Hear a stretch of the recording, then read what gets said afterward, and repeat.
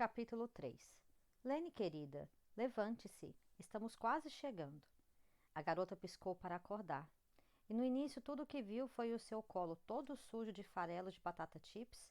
Ao lado dela havia um velho jornal velho, coberto de embalagens de bala, e o seu exemplar de A Sociedade do Anel, aberto como uma tenda, as páginas amareladas expostas, e o seu bem mais valioso, uma câmera Polaroid, pendia de uma faixa em seu pescoço. Tinha sido uma viagem incrível para o norte pela estrada Alcan, em sua maior parte sem calçamento. Suas primeiras férias em família de verdade. Dias de carro sob a luz do sol, noites em que haviam acampado ao lado de rios furiosos e córregos tranquilos, à sombra dos piscos serrilhados das montanhas, aconchegados ao redor de uma fogueira, desfiando sonhos de um futuro que parecia mais próximo a cada dia. Eles assavam salsichas para o jantar, faziam s'mores para a sobremesa e compartilhavam sonhos sobre o que descobririam ao fim da estrada. Lene nunca tinha visto os pais tão felizes, principalmente o pai. Ele ria, sorria, contava piadas e lhe prometia o mundo. Era o pai de que ela sempre lembrava de antes. Nas viagens, Lene costumava manter o nariz enfiado em um livro, mas dessa vez a paisagem frequentemente chamava sua atenção, sobretudo quando passava pelas montanhas maravilhosas da Colômbia Britânica. Enquanto a paisagem mudava, sentada no banco traseiro da Kombi, ela se imaginava como Frodo ou Bilbo, a heroína de sua própria busca. A Kombi deu um solavanco ao passar por cima de algo, talvez meio-fio, e coisas voaram em seu interior, caíram no chão, rolaram batendo nas mochilas e nas caixas que enchiam a traseira do carro. Eles frearam cantando o pneu, o cheiro de borracha queimada e fumaça saindo do escapamento. O sol penetrava pela janela, suja com mosquitos esmagados. Lene subiu na pilha dos seus sacos de dormir, mal enrolados, e abriu a porta lateral. Seu cartaz decorado com um arco-íris que dizia Alasca ou nada adejava na brisa fria, as laterais presas por fita adesiva. Lene desceu da Kombi. A gente conseguiu, Ruiva! O pai se aproximou dela e pôs a mão em seu ombro. O fim do mundo! Homer, Alasca! As pessoas vêm de todos os cantos para cá estocar suprimentos. É uma espécie de último posto avançado da civilização. Dizem que é onde a terra acaba e começa o mar. Uau! Disse a mãe. Mesmo com todas as fotos que Lene havia estudado e todas as reportagens e livros que tinha lido, não estava preparada para a beleza selvagem e espetacular do Alasca. De algum modo, era outro mundo, mágico em sua vastidão. Uma paisagem incomparável de montanhas brancas cobertas de gelo que se estendiam por todo o horizonte, as pontas afiadas como facas, projetando-se altas contra um céu azul ciano sem nuvens. A baía de Kachemak era uma superfície de prata à luz do sol. Barcos pontilhavam a água. O ar tinha um cheiro salgado, marinho. Aves costeiras flutuavam ao vento, mergulhavam e emergiam sem esforço. O famoso Homer Spit, sobre o qual havia lido, era uma faixa de terra sinuosa que avançava pouco mais de 7 quilômetros para dentro da baía. Uma confusão de casebres coloridos se erguia sobre palafitas à beira-água, parecendo um parque de diversões. Um lugar onde viajantes aventureiros fariam uma última parada para abastecer as mochilas antes de seguir para as regiões selvagens do Alasca. Lene ergueu a Polaroid e tirou fotos o mais rápido que o revelador lhe permitia. Ela batia uma foto atrás da outra e observava as imagens se revelarem diante de seus olhos. As construções desenhavam-se sobre o papel branco brilhante, linha por linha. Nossa terra fica ali, disse o pai apontando uma cadeia de colinas verdes e nevoadas ao longe, do outro lado da baía de Kachemak. Nossa casa nova. Embora fique na Península Kenai, não há estradas até lá. Enormes geleiras e montanhas isolam Kanek do continente. Então temos que ir de avião ou de barco. A mãe se aproximou de Lenny, com seu jeans de cintura baixa e boca de sino, a camiseta regata com bordas de renda, seu rosto branco e o cabelo louro. Cora parecia ter sido esculpida a partir das cores frias daquele lugar. Um anjo pousado em um litoral que esperava por ela. Até seu riso parecia em casa, um eco do tilintar dos sinos de vento na entrada das lojas. Uma brisa fria moldava a camiseta à forma dos seus seios sem sutiã. E o que você acha, filhota? É legal, disse Lenny. Ela tirou uma foto, mas não havia tinta e papel que pudesse captar a grandiosidade daquela cadeia de montanhas. O pai se virou para elas com um sorriso tão largo que chegava a enrugar seu rosto. A balsa para Kanek é amanhã. Então vamos passear um pouco e depois arranjar um lugar para acampar na praia e dar uma volta. O que vocês acham? Sim, disseram as duas juntas. Enquanto se afastavam do Homer Spit e atravessavam a cidade, Lenny encostou o nariz no vidro e ficou olhando fixamente para fora. As casas eram uma mistura eclética. Construções grandes com janelas reluzentes ficavam ao lado de meias águas habitáveis com remendos de plástico e fita adesiva. Havia casas em formato de tenda, cabanas, residências pré-fabricadas e trailers.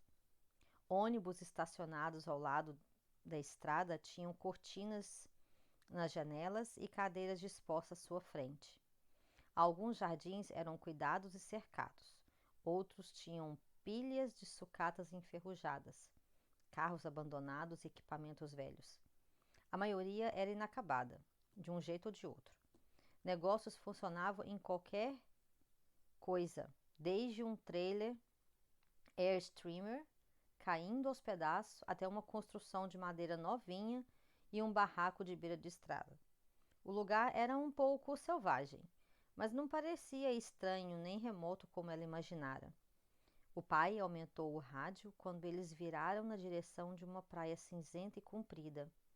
Os pneus afundaram na areia e a velocidade foi reduzida. Por toda a praia havia veículos estacionados, caminhões, vans e carros. As pessoas, obviamente, moravam nessa praia, em qualquer abrigo que pudesse encontrar. Barracas, carros velhos, barracos construídos com madeira levada pela maré e lona. São conhecidos como ratos do Spit, disse o pai procurando um lugar para estacionar. Trabalham nas fábricas de conserva e para empresas de frete. Ele manobrou e entrou em uma vaga entre uma van Ecoline, suja de lama, com placa de Nebraska, e um Gremlin, verde-limão, com janelas de papelão e fita adesiva. Montaram sua barraca na areia e a amarraram ao para-choque da Kombi. O vento e a maresia eram insistentes ali.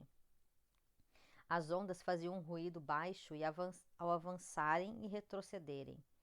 Ao redor deles, as pessoas estavam aproveitando o dia, jogando frisbees para cachorros, armando fogueiras na areia e botando caiaques na água. O barulho de vozes humanas parecia minúsculo e transitório diante da grandeza do mundo ali. Eles passaram o dia como turistas, indo de um lugar para o outro. A mãe e o pai compraram cervejas no Salt Dogs Saloon e Lenny comprou um sorvete numa barraca no Homer Spit.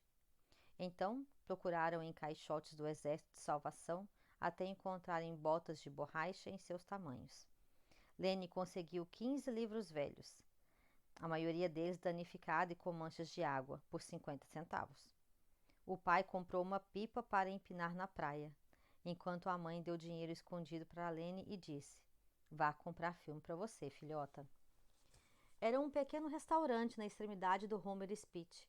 Eles se juntaram em uma mesa de piquenique e comeram caranguejos gigantes. Lenny se apaixonou pelo sabor salgado e adocicado da carne branca mergulhada em manteiga derretida. Gaivotas pisavam para eles, planando acima, de olho em suas batatas fritas e no pão francês. Lene não conseguia se lembrar de um dia melhor. O futuro feliz nunca parecera tão perto. Na manhã seguinte, seguiram com a Kombi até a enorme balsa Tustamena, chamada de Tusti pelos locais, que era uma parte da autoestrada marítima do Alasca. O barco velho e robusto servia cidades remotas como Homer, Canek, Seldovia, Dutch Harbor, Kodiak e as selvagens ilhas Aleutas. Assim que a Kombi estacionou em sua faixa, os três saíram correndo para o convés e seguiram para a amurada. A área estava cheia de gente. A maioria dos homens com cabelos compridos e barbas cerradas, usando bonés de caminhoneiro, camisas xadrez de flanela, coletes acolchoados e jeans sujos enfiados em botas de borracha marrons. Havia também alguns hippies em idade universitária, identificáveis por suas mochilas, camisas de tie-dye e sandálias. A enorme balsa partiu cuspindo fumaça. Quase imediatamente, Lene viu que as águas da baía de Kachemak não eram tão calmas quanto parecia da segurança da costa. O mar se mostrava agitado e batido. Ondas subiam e estouravam contra os lados da balsa. Um cenário bonito, mágico, selvagem. Ela tirou pelo menos uma dúzia de fotos e as enfiou no bolso. Um bando de orcas emergiu das ondas. Leões marinhos fizeram ruídos para elas das pedras. Lontras se alimentavam em leitos de algas ao longo da costa acidentada. E, por fim, a balsa fez uma curva e deu a volta em uma elevação de terra verde esmeralda que as protegia do vento que soprava sobre a baía. Ilhas luxuriantes com costas rochosas e cobertas de árvores os receberam em suas águas calmas. Canek se aproximando, disseram os altos-falantes. Próxima parada, Seldovia. Vamos, Albrights, de volta para a Kombi, chamou o pai rindo. Eles serpentearam entre os carros enfileirados. Chegaram à Kombi e entraram. Mal posso esperar para ver a nossa nova casa, dissera a mãe. A balsa atracou e eles desembarcaram, subindo a colina por uma estrada larga de terra que atravessara uma floresta. No cume ficava uma igreja branca de tábuas horizontais, com uma torre cuja cúpula azul era encimada por uma cruz russa de 3 braços. Ao lado dela havia um cemitério cercado de estacas, cheio de cruzes de madeira. Eles desceram um morro, chegaram do outro lado e deram sua primeira olhada em Canek. Espere, disse Lene, olhando pela janela suja. Não pode ser isso. Ela viu trailers estacionados sobre a grama, com cadeiras brancas em frente e casas que seriam chamadas de barracos em Washington. Diante dos barracos haviam 3 cachorros magros acorrentados. Todos eles estavam junto às suas casinhas velhas, latindo e ganindo furiosamente. O quintal, coberto de capim, estava cheio de buracos cavados pelos cães entediados. É uma cidade antiga com uma história incrível, disse o pai. Habitada primeiro por nativos, depois por mercadores de pele russos e então tomada por aventureiros à procura de ouro. Em 1964, um terremoto atingiu a cidade com tanta força que a terra afundou 1,5 metro em um segundo. Casas desmoronaram e caíram no mar. Lene olhou para as poucas construções decrépitas, com bolhas na pintura, que estavam ligadas umas às outras por uma passarela velha. A cidade era assentada sobre palafitas acima de lamaçais. Para além da lama, havia uma baía cheia de barcos pesqueiros. A rua principal tinha menos de 1 quadra de comprimento e não era pavimentada.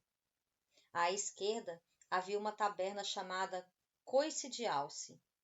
A construção era uma casca chamuscada e enegrecida, sem dúvida vítima de um incêndio.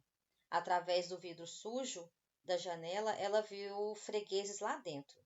Pessoas bebendo às 10 da manhã de uma quinta-feira em ruínas incendiadas.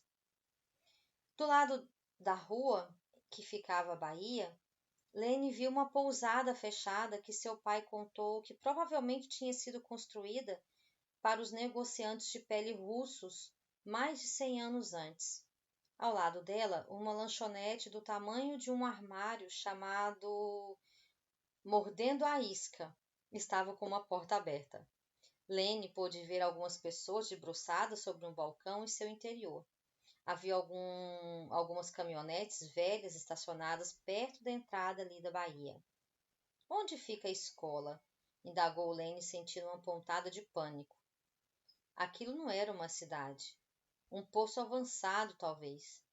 O tipo de lugar que uma caravana rumo ao oeste poderia ter encontrado 100 anos antes. O tipo de lugar onde ninguém permanecia. Será que havia alguém da sua idade ali? O pai estacionou em frente a uma casa vitoriana estreita e de telhado íngreme que parecia ter sido azul e agora mostrava apenas manchas dessa cor aqui e ali na madeira desbotada, cuja tinta havia descascado. Na janela, em letras rebuscadas e douradas, havia as palavras Escritório do Ensaiador. Embaixo delas, alguém tinha prendido com fita adesiva uma placa escrita à mão: Posto Comercial / Armazém. Vamos pedir informações, Albrights. A mãe saiu rapidamente da Kombi e correu na direção da pequena civilização que aquele armazém representava. Quando abriu a porta, uma sineta tocou acima da sua cabeça. Lene esgueirou-se atrás da mãe e pôs a mão na cintura. A luz do sol entrava pelas janelas atrás delas, iluminando a parte da frente do armazém. Depois disso, apenas uma lâmpada no teto oferecia luz. Os fundos eram cheios de sombras. O interior cheirava a couro velho, uísque e tabaco. As paredes eram cobertas de prateleiras. Lene viu serras, machados, enxadas, botas de pele para neve, botes de pesca de borracha, pilhas de meias e caixas cheias de lanternas de cabeça. Armadilhas de aço e rolos de corrente pendiam de cada coluna. Havia pelo menos uma dúzia de animais empalhados sobre as prateleiras e os balcões. Um salmão-rei gigante estava preso para sempre em uma placa de madeira reluzente, assim como as cabeças de alce, chifres e crânios brancos de animais. Havia até uma raposa vermelha acumulando poeira em um canto. À esquerda ficavam os produtos alimentícios, sacas de batatas e baldes de cebolas, latas de salmão, caranguejo e sardinhas compilhadas, sacos de arroz, farinha e açúcar, latas de gordura vegetal e o favorito dela, a seção de petisco, onde belas e coloridas embalagens de doce lhe lembravam sua casa, batata frita, sacos de doces amanteigados e caixas de cereal. Fregueses! Lene ouviu bater de palmas. Uma mulher negra com o cabelo black power emergiu das sombras. Ela era alta e de ombros largos e tão grande que precisava se virar de lado para sair de trás do balcão de madeira polida. Pequenos sinais pontilhavam o seu rosto. Ela se aproximou deles rapidamente, com pulseiras de marfim chacoalhando em seus pulsos grossos. Devia ter pelo menos uns 50 anos. Usava uma saia comprida, jeans com patchwork que não combinavam com as meias de lã, sandálias e uma camisa comprida azul por cima de uma camiseta desbotada. Havia uma faca embainhada pendurada no cinto grosso de couro. Bem-vindos! Sei que parece desorganizado e assustador, mas sei onde está tudo. Até os anéis de vedação e as pilhas palito. As pessoas me chamam de Mar de Gorda, disse ela estendendo a mão. E você deixa? Perguntou a mãe, oferecendo seu sorriso bonito, aquele que atraía as pessoas e fazia com que elas se retribuíssem. Ela apertou a mão da mulher. O riso de Marge Gorda era alto e entrecortado, como se não tivesse fôlego suficiente. Adoro uma mulher com senso de humor. Então, o que eu tenho o prazer de conhecer? Cora Albright, disse a mãe, e essa é minha filha Lene. Bem-vindas a Canex, senhoras. Não recebemos muitos turistas. O pai entrou na loja bem a tempo de dizer: somos locais, ou logo seremos, acabamos de chegar. O queixo duplo de Marge Gorda ficou triplo quando ela o contraiu com um susto. Locais? O pai estendeu a mão. Paul Hallam me deixou sua casa, viemos para ficar. Caramba! Eu sou sua vizinha, Marge Birdsall. A menos de 1 quilômetro pela estrada tem uma placa. A maioria das pessoas aqui vive longe das ruas, no mato. Mas temos bastante sorte por estarmos em uma estrada. Vocês têm todos os suprimentos que precisam? Podem abrir uma conta na loja se quiserem. E podem me pagar em dinheiro ou com trocas. É como as coisas são feitas aqui. Era exatamente esse tipo de vida que estávamos procurando, disse o pai. Preciso admitir que o dinheiro está um pouco curto. Então, pagar por meio de troca seria uma boa solução. Eu sou mecânico muito competente e posso consertar qualquer motor. É bom saber. Vou espalhar a informação. E o pai assentiu. Ótimo. Gostaríamos de um pouco de bacon, talvez um pouco de arroz e uísque. Ali, orientou a Marge Gorda apontando, atrás da fileira de machados e machadinhas. O pai seguiu a instrução dela e foi até as sombras do fundo da loja. Marge se virou para a mãe e a fitou dos pés à cabeça em um único olhar avaliador. Imagino que este seja o sonho do seu marido, Cora Albright, e que vocês vieram para cá sem muito planejamento. A mãe sorriu. Costumamos fazer tudo por impulso, Marge Gorda. Isso mantém a vida empolgante. Bom, você vai precisar ser durona aqui, Cora Albright. Por você e pela sua filha. Não pode apenas confiar no homem. Precisa ser capaz de salvar a si mesma e a sua linda menina. Isso é bastante dramático, disse a mãe. Marge Gorda se abaixou até uma grande caixa de papelão e a arrastou pelo chão até junto a ela. Remexeu seu interior, seus dedos se movendo como os de um pianista, até que ela tirou 2 apitos laranja grandes com cordões pretos. Pôs um no pescoço de cada uma. É um apito de ursos. Vocês vão precisar. Lição número 1. Nada de andar em silêncio ou desarmado no Alasca. Não tão longe como aqui, não nesta época do ano. Você está tentando nos assustar? Perguntou a mãe. Podem apostar que sim. Aqui, o medo é senso comum. Muita gente vem para cá, Cora, com câmeras e sonhos de uma vida mais simples. Mas 5 em cada 1000 alasquianos desaparecem todo ano. Simplesmente desaparecem. E a maioria dos sonhadores, bem, eles não conseguem passar do primeiro inverno. Mal podem esperar para voltar para a terra de cinemas, drive-in e de aquecimento que chega com um apertar de um botão e para a luz do sol. Você faz o lugar parecer perigoso, comentou desconfortável. 2 tipos de pessoas vêm para o Alasca, Cora. As que estão fugindo para alguma coisa ou as que estão fugindo de alguma coisa. É bom ficar de olho nas pessoas do segundo tipo. O Alasca pode ser a bela adormecida em 1 minuto e uma traidora com uma espingarda de cano cerrado no outro. E há um ditado: aqui só se comete um erro, o segundo vai matar você. A mãe acendeu um cigarro, sua mão estava tremendo. Como comitê de boas-vindas, vou deixar a desejar, Marge. Marge Gorda riu outra vez. Você está absolutamente certa sobre isso, Cora. Minhas habilidades sociais foram pelo ralo. Ela sorriu e pôs a mão no ombro magro da mãe de um jeito reconfortante. Aqui está o que você quer ouvir. Somos uma comunidade unida em Canek. Há menos de 30 de nós vivendo nesta parte da península o ano inteiro, mas cuidamos uns dos outros. Minha terra é perto da sua, e se precisarem de alguma coisa, qualquer coisa, é só pegar o rádio amador e eu irei correndo. O pai abriu uma folha de caderno sobre o volante, e no papel havia um mapa que Mardi Gorda desenhara para eles. O mapa mostrava Canek como um grande círculo vermelho, uma única linha partindo dele. Essa era a estrada. Só havia uma mesmo, dissera ela, que ia da cidade para a enseada Otter.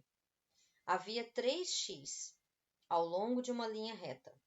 O primeiro era a propriedade Mardi Gorda à esquerda, depois a de Tom Walker à direita e, por fim, a velha casa de Bohallan, que ficava bem no fim da linha.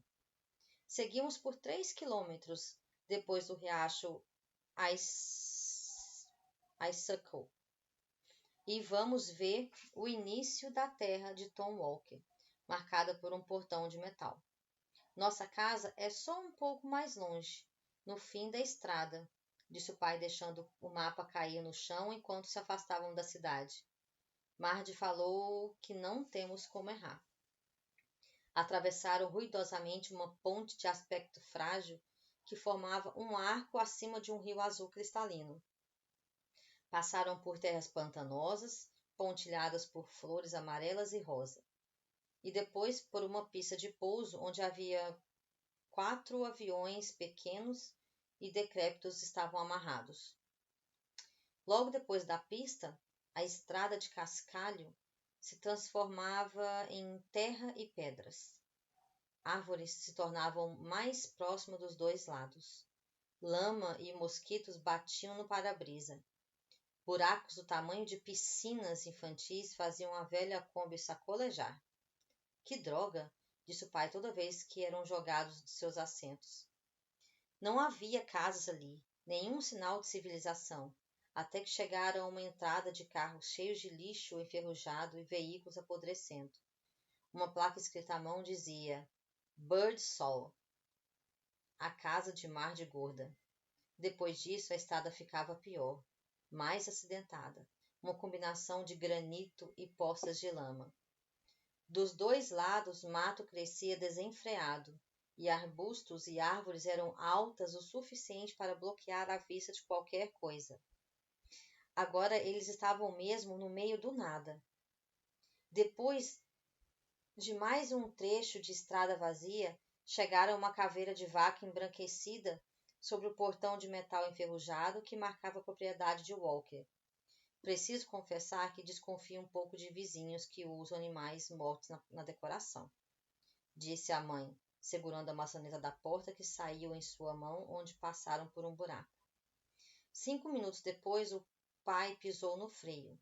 50 metros a mais e eles teriam caído de um precipício. Meu Deus! Exclamou a mãe.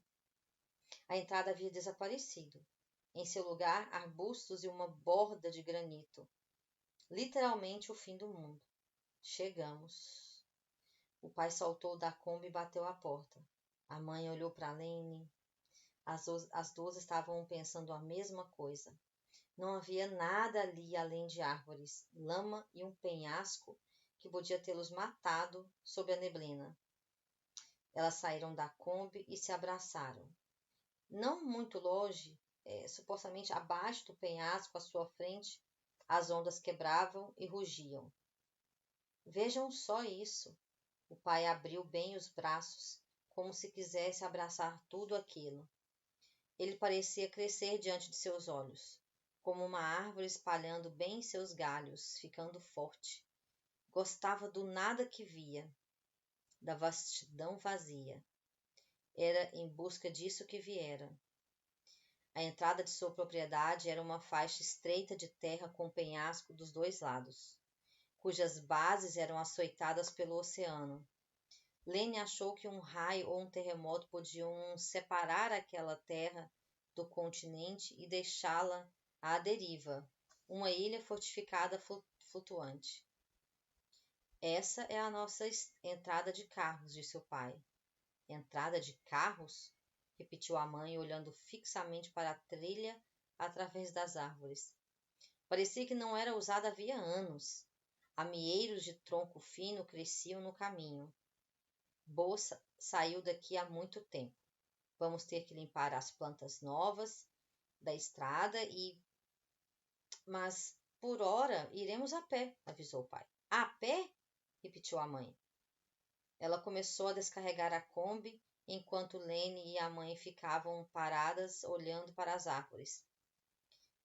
O pai dividiu as coisas de que precisavam em 3 mochilas e disse: Muito bem, vamos lá. Lene olhou para as mochilas sem acreditar. Aquela ruiva, falou ele, levantando uma bolsa que parecia grande como um buíque. Você quer que eu ponha isso nas costas? Perguntou ela. Sim, se você quiser comida e um saco de dormir na cabana. Ele sorriu. Vamos lá, Rui, você consegue. Ela deixou que ele ajustasse a mochila nas suas costas e se sentiu como uma tartaruga, com um casco grande demais. Se caísse, nunca conseguiria levantar. Lene se moveu de lado com extremo cuidado enquanto o pai ajudava a mãe a botar sua mochila. Está bem, Albright, disse o pai erguendo e botando a própria mochila nas costas. Vamos para casa. Saiu andando, balançando os braços no ritmo de seus passos. Lene podia ouvir suas velhas botas do exército triturando e deslizando na terra enlameada. Ele ia assobiando como se fosse um pioneiro da América. A mãe lançou um olhar desejoso à Kombi. Em seguida se virou para a filha e sorriu, mas para Lene pareceu uma expressão de terror que de alegria. Então está bem, falou ela. Vamos? Lene estendeu o braço e pegou a mão da mãe. Eles caminharam por uma terra sombreada por árvores, seguindo uma trilha estreita e sinuosa. Podiam ouvir o mar quebrando à sua volta, à medida que seguiam o som das ondas diminuía. A terra se expandia. Mais árvores, mais terra, mais sombra. Meu Deus do céu! Exclamou a mãe depois de algum tempo. Ainda falta muito? Ela tropeçou em uma pedra e caiu com força. Mãe! Lene estendeu os braços para ela sem pensar e sua mochila jogou no chão. Sua boca se encheu de lama e a garota cuspiu. Em um instante o pai chegou ao lado delas, ajudando Lene e a mãe a se levantarem. Aqui, garota, se apoie em mim, disse ele. Então partiram outra vez. As árvores se amontoavam umas sobre as outras, brigavam por espaço e deixavam a trilha escura e sombria. A luz do sol penetrava, mudando a cor e a luminosidade à medida que andavam. O chão era acarpetado por líquen, que o tornava esponjoso, como caminhar sobre marshmallows. Em pouco tempo, Lene percebeu que estava com os tornozelos nas sombras. A escuridão parecia aumentar em vez de dar lugar ao sol. Era como se a escuridão fosse a ordem natural ali. Os galhos se prendiam em seus rostos. Os 3 tropeçavam no chão esponjoso. Até que enfim saíram à luz outra vez. Em uma campina de mato na altura dos joelhos e flores silvestres. Seus 16 hectares eram uma península, uma longa faixa de terra coberta de capim, empoleirada acima da água, que a cercava por 3 lados, com uma pequena praia em forma de C no meio. Ali a água era calma e serena. Lene entrou cambaleante na clareira e largou a mochila no chão. A mãe fez o mesmo. E ali estava a casa que eles tinham ido reivindicar. Uma pequena cabana construída com troncos enegrecidos pelo tempo, com um telhado inclinado coberto de musgo decorado com dezenas de crânios de animais. Um deck apodrecido se projetava da frente, atulhado de cadeiras plásticas mofadas. À esquerda, entre a cabana e as árvores, havia cercados de animais e um galinheiro, todos em ruínas. Havia lixo por toda a parte, jogado sobre o mato. Uma grande pilha de rodas, tambores de óleo, rolos de arame avermelhado, uma máquina de lavar antiquada de madeira, com um torcedor de roupas movido a manivela. O pai, o pai pôs as mãos na cintura, jogou a cabeça para trás e uivou como um lobo. Quando parou, o silêncio caiu outra vez. Ele tomou a mãe nos braços e rodopiaram juntos. Quando finalmente a soltou, a mãe cambaleou para trás.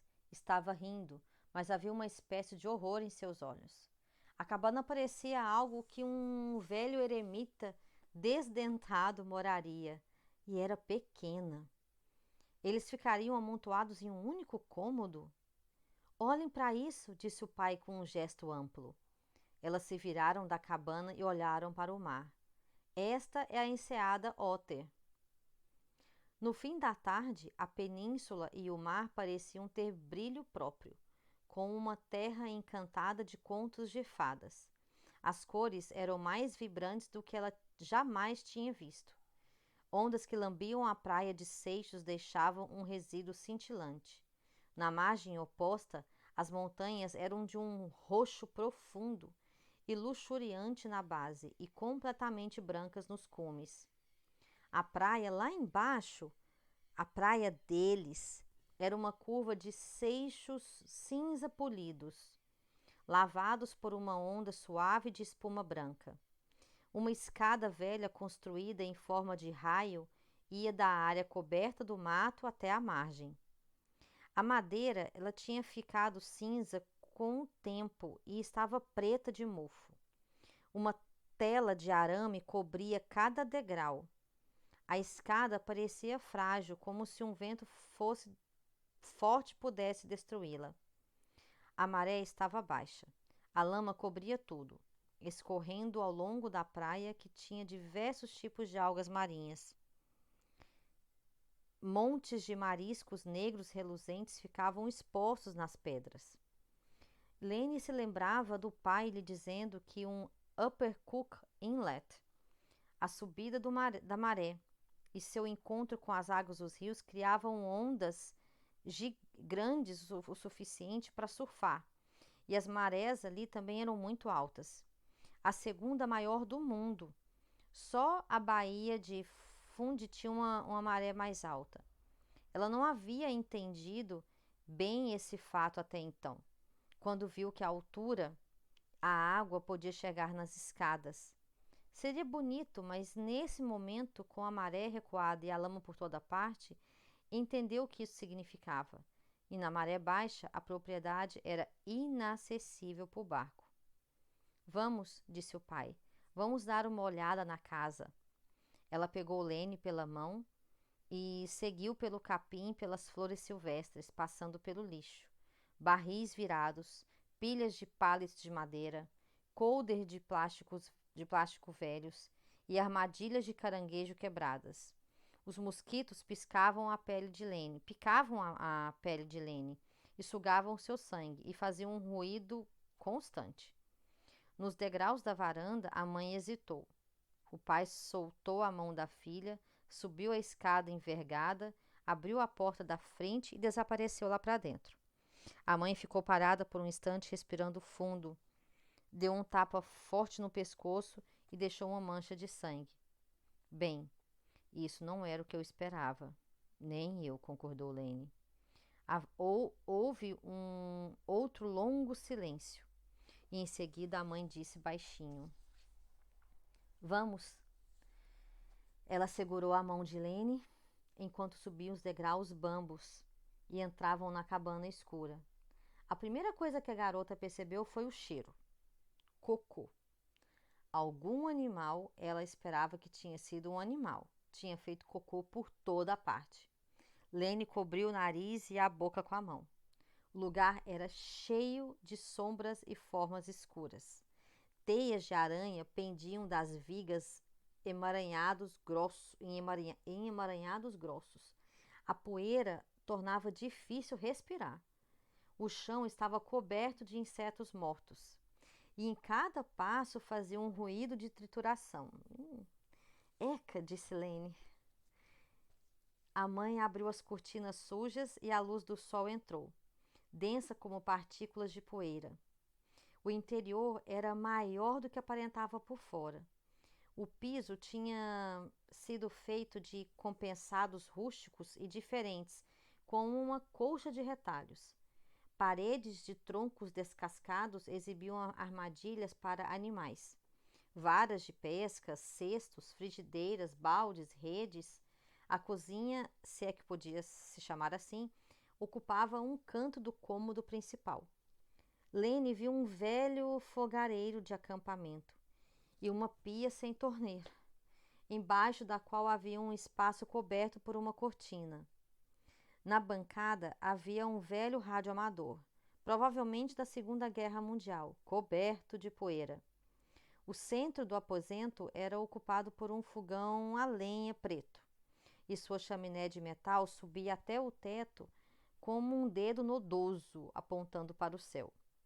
Um sofá em farrapos, um caixote de madeira emborcado e uma mesa de carteado com 4 cadeiras de metal compunham a mobília da casa. Uma escada de troncos estreita e íngreme levava a um espaço elevado iluminado pela luz natural, e à esquerda uma cortina empoeirada de contas psicodélicas pendia de uma porta estreita. Lene afastou a cortina e entrou no quarto, que era um pouco maior que o colchão, manchado, encaroçado no chão. Ali havia mais lixo pendurado em ganchos nas paredes. O lugar cheirava vagamente a excremento animal e poeira acumulada. Lene manteve a mão sobre a boca com medo de vomitar, e quando voltou para a sala, pisando nos insetos mortos. Onde é o banheiro? A mãe ofegou, foi depressa para a porta da frente, abriu-a e saiu correndo. Lene a seguiu pelo deck e desceu os degraus parcialmente quebrados. Ali, disse a mãe apontando para uma pequena construção de madeira cercada por árvores. Uma meia-lua recortada na porta a identificava. Um banheiro externo. Uma latrina. Que bosta! Sussurrou a mãe. Sem trocadilhos, disse Lene. Ela se apoiou à mãe. Sabia o que a mãe estava sentindo neste momento. Então precisava ser forte. Era assim que elas faziam. Revezavam em ser fortes. E foi como resistiram aos anos da guerra. Obrigada, filhota. Eu precisava disso. A mãe passou o braço em volta dos ombros de Lene e a puxou para perto. Vamos ficar bem, não vamos? Não precisamos de televisão, nem de água corrente, nem de eletricidade. Sua voz terminou em uma nota aguda e estridente que parecia desesperada. Vamos fazer o melhor possível, disse Lene, tentando parecer segura em vez de preocupada. E desta vez ele vai ficar feliz. Você acha? Eu sei que vai.